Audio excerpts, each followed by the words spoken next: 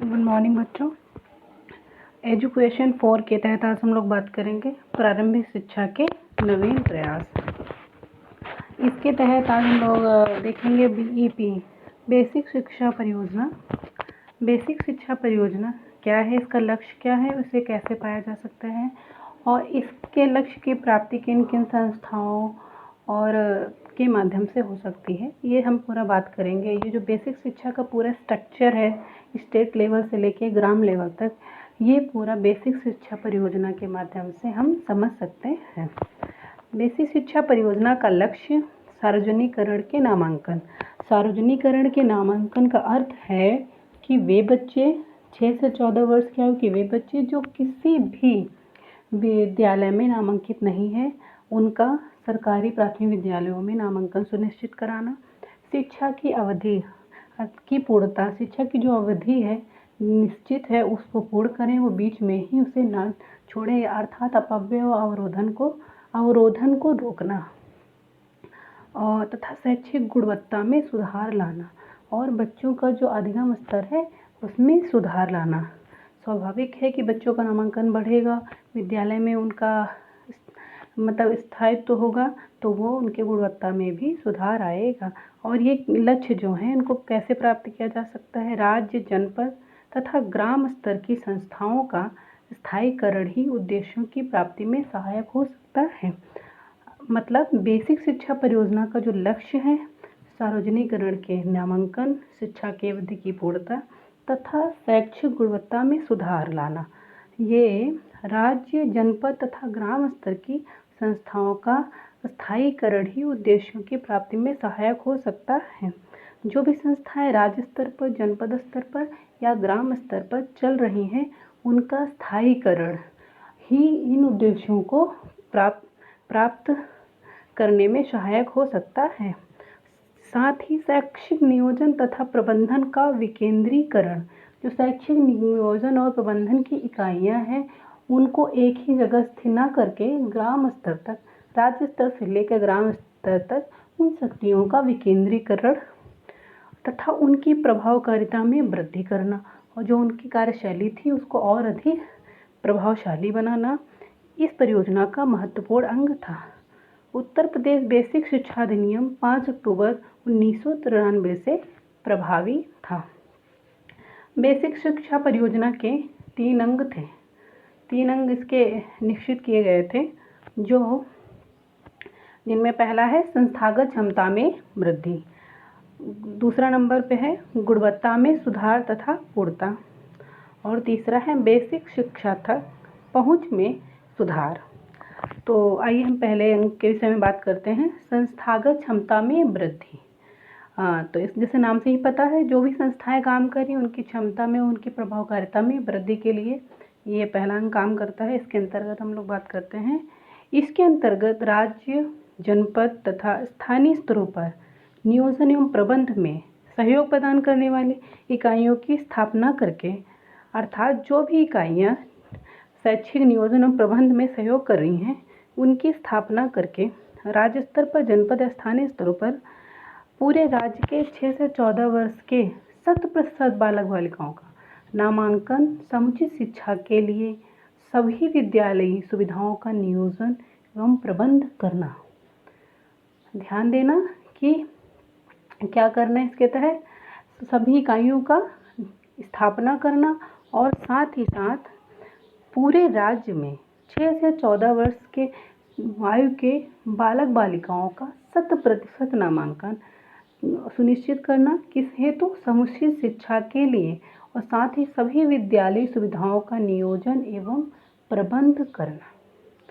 सक्रिय सामुदायिक सहभागिता सुनिश्चित करना प्रमुख आयाम था कि समुदाय की भी सहभागिता सुनिश्चित की जाए कि वो कैसे हमारे कार्यशैली को और अधिक प्रभावकारी बना सकते हैं, या हमें कोई दिक्कत आ रही है तो हम समुदाय के सहयोग से भी इस कार्य को चलाएं।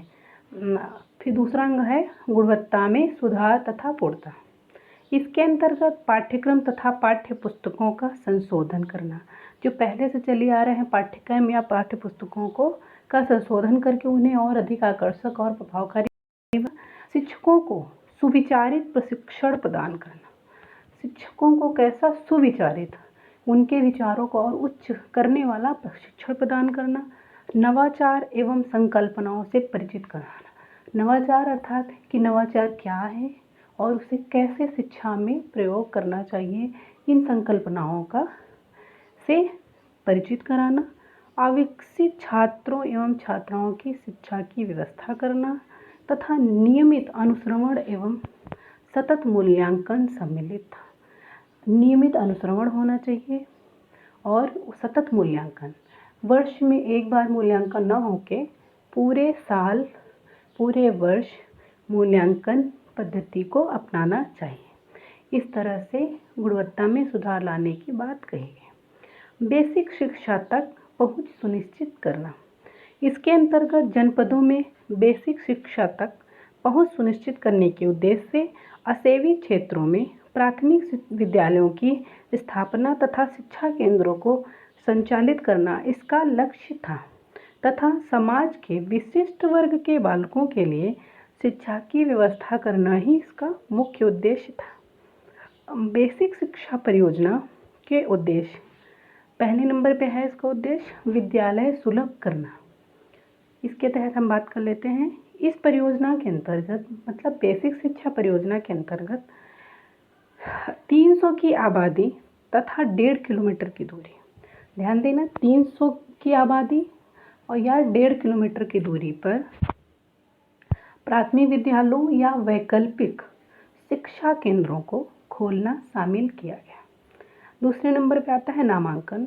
वर्ष 2000 तक 6 से 11 आयु वर्ग के सभी बालक बालिकाओं का विद्यालयों में नामांकन कराना। तीसरे नंबर पे आता है उपलब्धि प्राप्त करना। अब बच्चों को हमने विद्यालय खोल दिया, नामांकन हो गया, अब उपलब्धि प्राप्त करने की बात कही।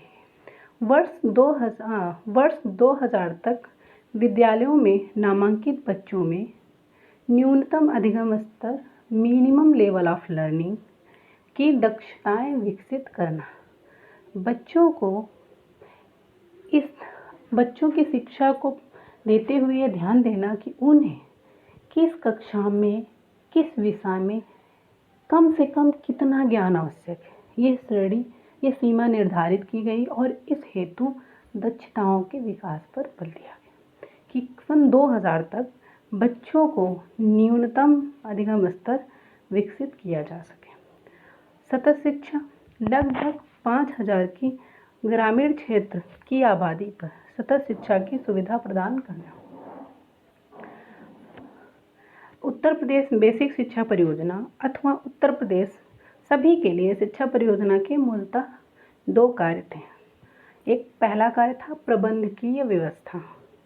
प्रबंधकीय व्यवस्था के लिए राज्य स्तर पर राज्य परियोजना परिषद, जिला स्तर पर जिला परियोजना समिति, विकास खंड स्तर पर ब्लॉक शिक्षा समिति तथा ग्रामीण स्तर पर ग्राम शिक्षा समिति का गठन किया गया।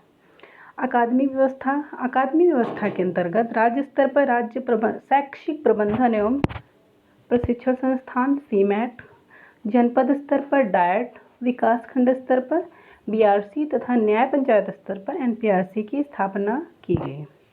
अकादमी व्यवस्था मतलब हमारे शैक्षिक पठन पाठन के अंतर्गत जो है स्टेट लेवल पे सीमेट की स्थापना की बात कही गई और जनपद स्तर पे डायट, जिला शिक्षा एवं प्रशिक्षण संस्थान, ब्लॉक लेवल पे ब्लॉक संसाधन केंद्र और न्याय पंचायत स्तर पे न्याय पंचायत संसाधन केंद्रों के स्थापना की बात कही गई।